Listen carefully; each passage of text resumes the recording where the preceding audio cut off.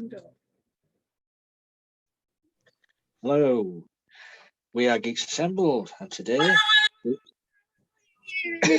Meow. Oh, dear. I wonder what was going on then. Today, Yeah. Susan is just, I think, has had a breakdown, and Craig's here as well, but we are discussing a documentary. No, we're not discussing a documentary. We're discussing a rockumentary, or is it a mockumentary? We are talking the 1984 movie, This Is Spinal Tap.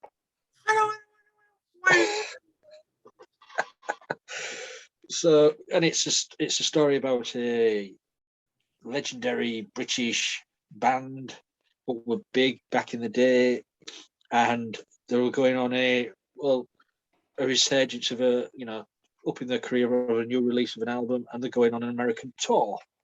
And this is like as we said, a documentary, or as the director says, rockumentary of this on the road footage. Most of the dialogue was ad-libbed, so it just shows how good these people were ad-libbing all this, most of it. So without further ado, let's go to opening thoughts on This Is Spinal Tap. As soon as she started off with the air guitar, let's go to Susan. This one rocks. It's got lots and lots of awesome songs, and the songs were played well, and it rocks really hard. And it's a bit like The Who, a bit like, a bunch of other things. It's got a little Rolling Stone type feel. It's got a little, this band that they've created has got a little, early Beatles or Yardbirds, could be like Cream. It just like, it was, these guys were all over the map in their history, and they had like 72 different names before they came up with Spinal Tap. And then they went on tour in the United States, and they didn't get to play the big shows. They played places like Cleveland, Ohio, and I mean, they just played little places anyway. I can't remember where else they played. Drawing a blank really fast anyway, but that's okay. It was fun. It was like a Rob Reiner production, and Rob Reiner directed it, and that was fun. And just like the Suicide Squad that we reviewed earlier, it's zany. It's like it's really, really funny in places. It's so hilarious, and it's down to these are the things that we expect from bands, but the hilarity of things like building a set, and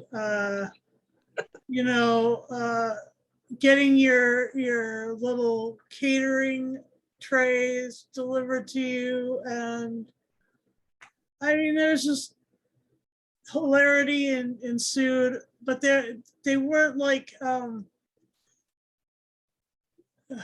even though they sounded kind of Who-ish, they didn't trash their instruments or stuff like that.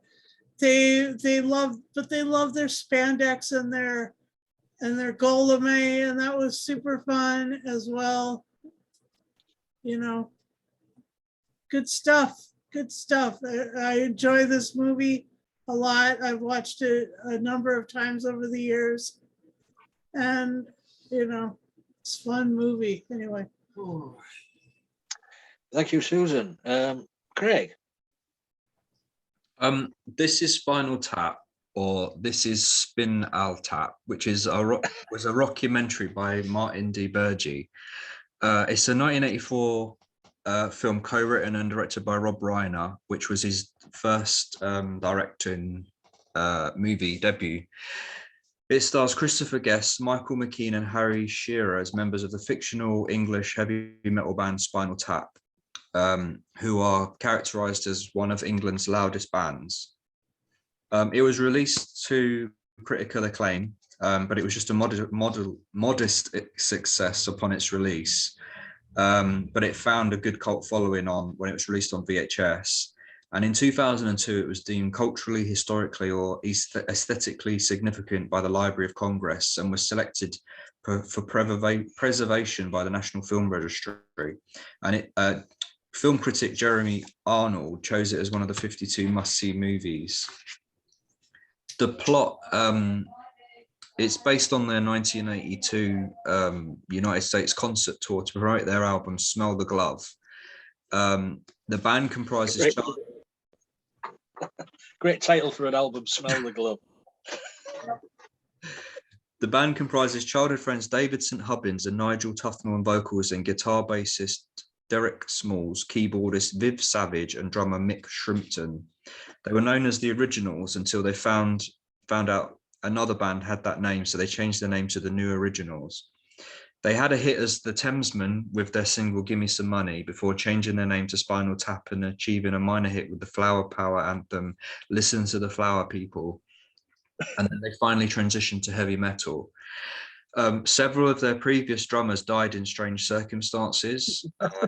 Spontaneous human combustion, Peter James Bond, a bizarre gardening accident, John Stumpy Pepys, and choking on vomit, Eric Stumpy Joe Child, or someone else's vomit. Segments of Marty's film show David and Nigel to be competent but dim-witted and immature musicians. And at one point, Nigel shows Marty a custom-made amplifier that has volume knobs that go up to 11, believing that this would make their output louder. That's right, turn it up to 11. And several of the band's tour shows are cancelled because of low ticket sales, and major retailers refused to sell Smell the Glove because of its sexist cover art. Tensions arise between the band and their manager Ian Faith. David's girlfriend Ginny, not our David, the other David, Janine, a manipulative yoga and astrology devotee, joins the group on tour and participates in band meetings, influencing their costumes and stage presentation. At the last show of the tour, David and Derek consider exploring old side projects such as a musical theatre production about Jack the Ripper. And before they go on stage, Nigel arrives to tell them that their song Sex Farm has become a major hit in Japan. And as the band performs, David invites Nigel on stage, reuniting them, which excites everyone but Janine, with Ian reinstalled as manager. Spinal Tap performs a series of sold-out shows in Japan, despite the loss of drummer Mick, who explodes on stage. I just love the drummer's stories. It's brilliant. You've got a cast such as it was written by Christopher Guest, Michael McKean, and Harry Shearer. And Rob. It was written by the band. By the actors who played the members of the band, and then it was and then those three guys wrote all the music too. Yeah, they did. But go on. They did. It was a budget of 2 million and it made 4.7 million in the box office. Yeah. It's not a bad thing, man. McKean and Christopher Guest, they met whilst in college in New York City in the 60s and played music together. They worked with Harry Shearer and Rob Reiner on a TV pilot in 1978 for a sketch comedy show called The TV Show, which featured a parody rock band called Spinal Tap. And during the production of that sketch, while being burned with oil from an onstage effect, McKean and Guest began to improvise, inventing characters that became David St. Hubbins and Nigel Tufnell. Ah. You see, I often wondered if Spinal Tap came first or it was Bad News. You remember the comic strip Bad News? Oh, yeah. So it was Spinal Tap what came first then. Yeah, because Guest had previously played guitar under the name Nigel Tufnell in David Lander's album Lenny and the Squig Tones.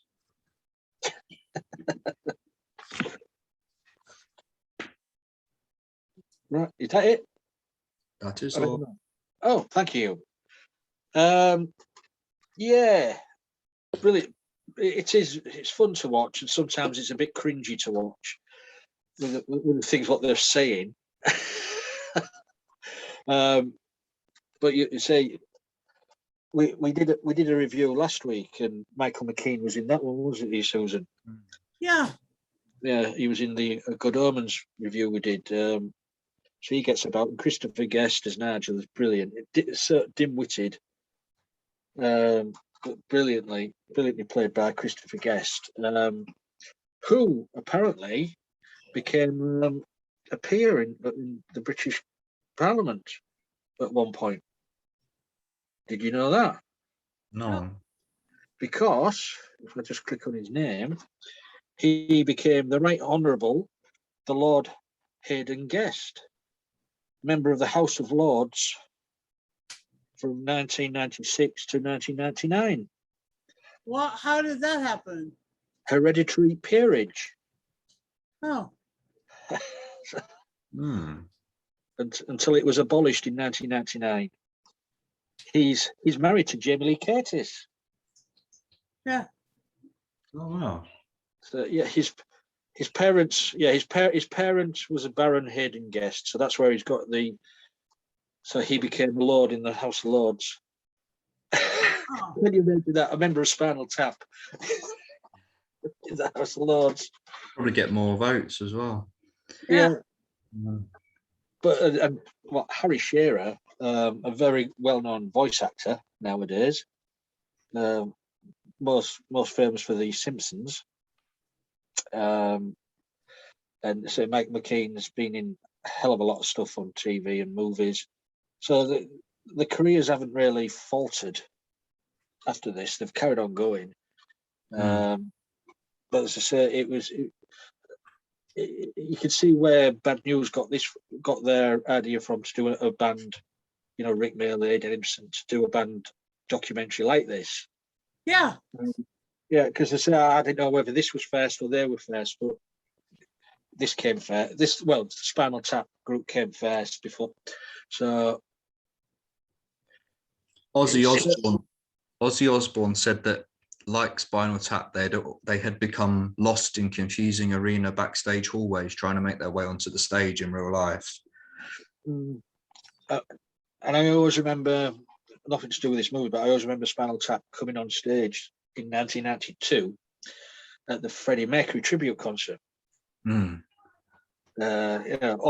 All dressed up in brown and robes. And it was all three of them. It was the actor Christopher Guest and Mike McKean and Harry Shearer on stage at Wembley, playing a set. Oh, fun. It's on YouTube. You can find it. Christmas with the Devil was the follow-up single in 1984. This is all made up, don't you, Greg? It's not real. But yeah, it is a very good, it's just the way the reactions in this movie to when people are talking, and you can see reactions to other people. So Lee, did you watch The Return of Spinal Tap? Yes. That was released in 1992 to promote Break Like the Wind. Was that what an album? The album? It consisted mostly of footage from an actual Spinal Tap concert at the Royal Albert Hall. In it, the Stonehenge joke from the original movie is referenced, as the new large prop is instead too big to get into the venue.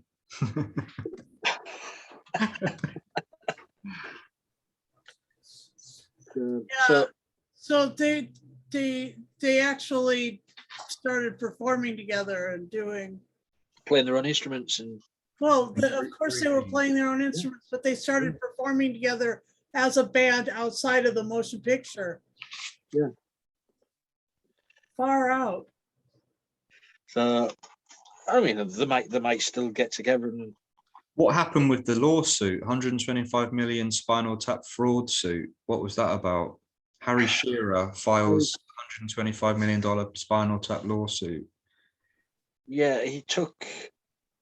Was it the film company or something like that? I can't remember. I don't know if you won or not. Oh, they reached a settlement on long-running court battle over rights and income. That was it, yeah. Mm. Everything comes down to money.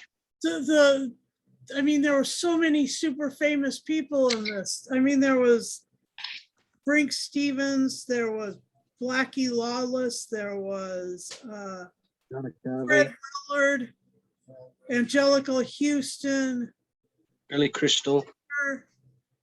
There, June Chadwick, of course, played Janine.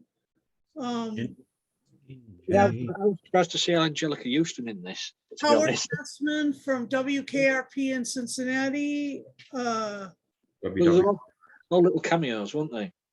Billy Crystal Yeah. and Dana Carvey as two mimes in that one party that they were at. Easton.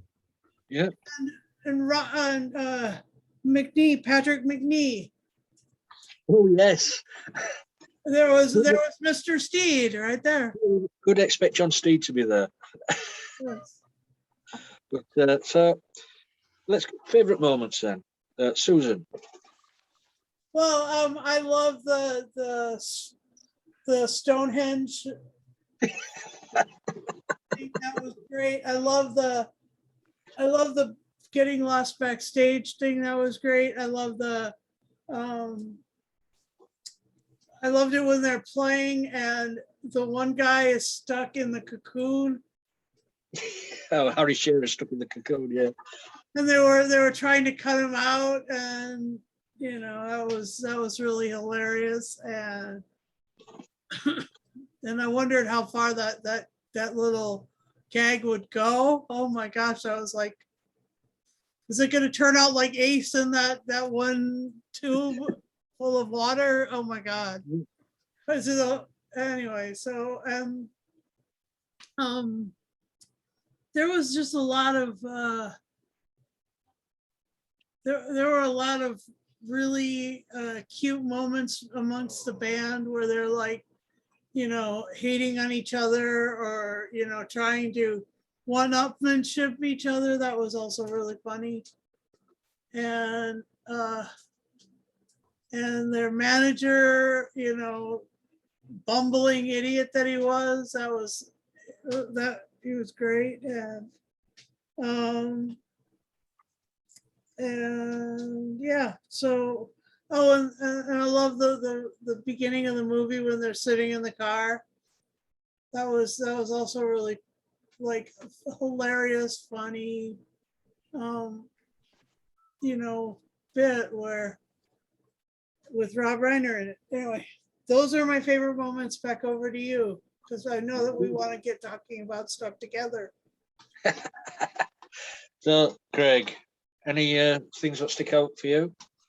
Probably the scenes with Robert Renner and the band stuff, and I was going to say Robert Byer, he played the same character Moki in the two Rob Reiner movies, The Shore Thing 1985 and this movie, and the character of Janine, the disruptive girlfriend, she was added during the production to provide a storyline to the material, in part to keep the studio execs sweet, who were worried that the movie would be plotless.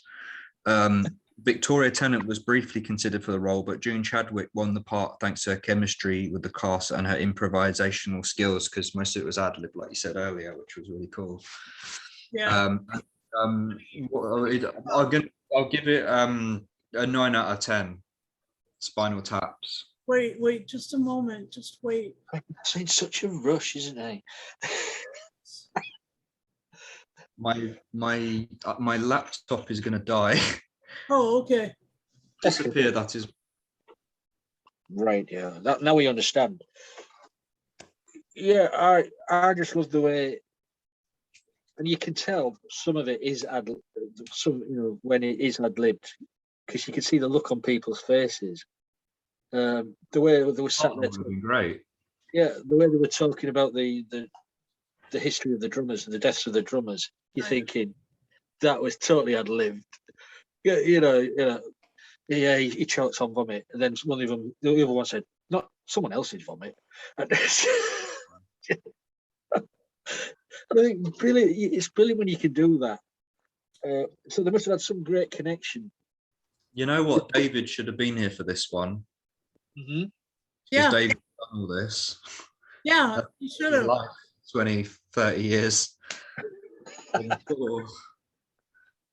But yeah, it's as you say, it's not mostly not everybody's cup of tea because people don't know what to expect because people Spinal Tap, heavy metal, blah, blah, but it's not. It's because it's not really heavy metal, is it?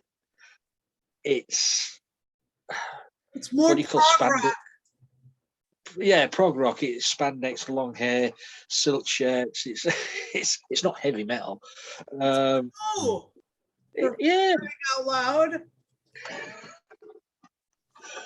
but it is a fun movie, and it doesn't drag. I mean, You could call it the Moody Blues too, because of all the spoken word that they add to their songs. I mean, one of the scenes is where they're on the bus, and he's with his girlfriend, and he's wearing one of those. Was it like a Christmassy jumper or something like that? Yeah. And you're thinking, you're not really a heavy metal. You're wearing that, and he doesn't want to be with his girlfriend. He wants to go over there and play this new game. Yeah, how rock and roll. But it is. It's a fun movie. You've got to watch.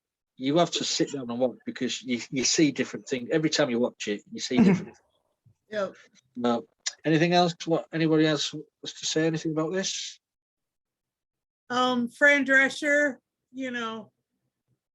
was amazing in this. Mm. I mean, she had quintessential New York like personality, and they just used her so well in this. It was like, oh my gosh. And what was it at the party? Who is she? Do we know her?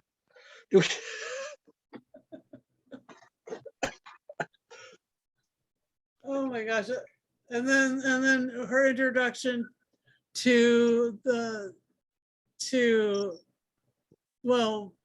McNee's character was hilarious. I mean, like that was really funny too. Sir Dennis. Yes. I did like the scenes where they were telling them there's no way are they going to release the album with that cover. Oh yeah, the sexist cover with. Yeah, they go, oh, what's wrong with it? what's wrong with it? But yeah, it wouldn't go. It wouldn't sink into their heads that it was sexist or anything like that. And then they released it as just a black cover. Is that it? Well, it looked like leather. Yeah, yeah. So, but it was a good good movie. So, oh, he's gone. Yep. He was right. He's died. Yep. So, anything else, Susan? Before to go final say? Yeah, it was the other thing that was cool was the way that they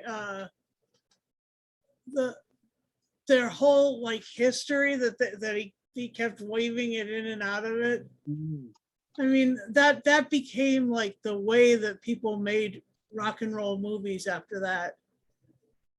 Yeah. I mean, this was like a leaping a step off stop point, isn't it? This for everything else. for everything else, yeah. I mean, one of the scenes was, oh, come here, you're on the radio. You're on the radio. And that was so, and then later became Spinal Tap, and now and they go in the bracket in the group of where are they now? They just drop their heads and look at each other. Oh my God, I know, that was just horrible. I felt really bad for them.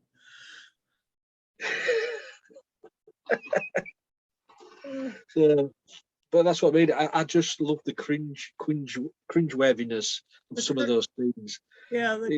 You feel sorry for them, but Oh, yeah, and when they couldn't get 7 specific hotel suites, and they all had to sleep in the one suite on the 7th floor.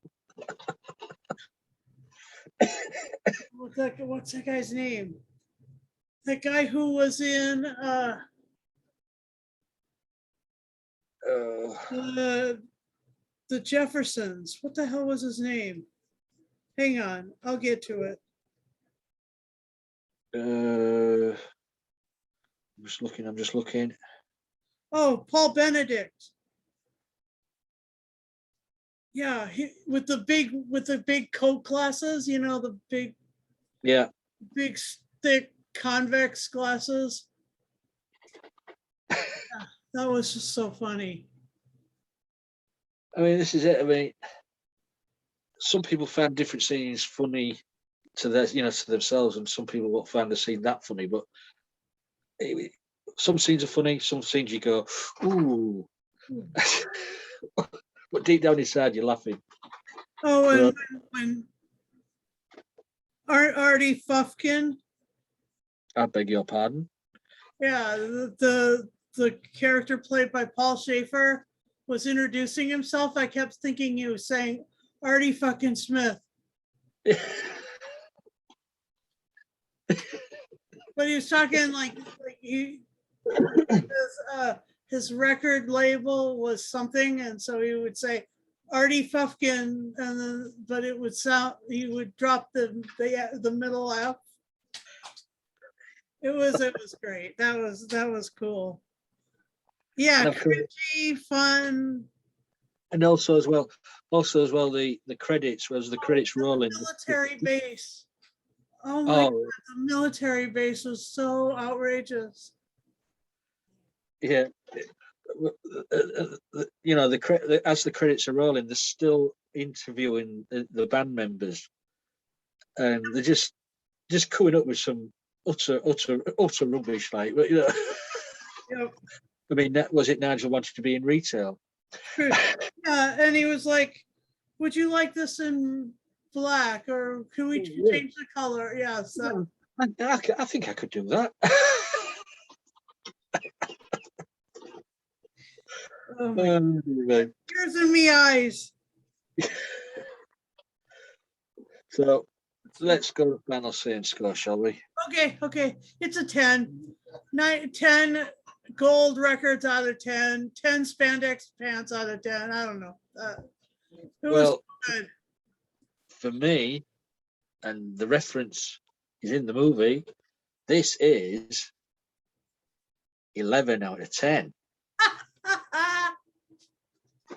Turn it up. So, oh my God. This is Spinal Tap. It is a pretty good movie.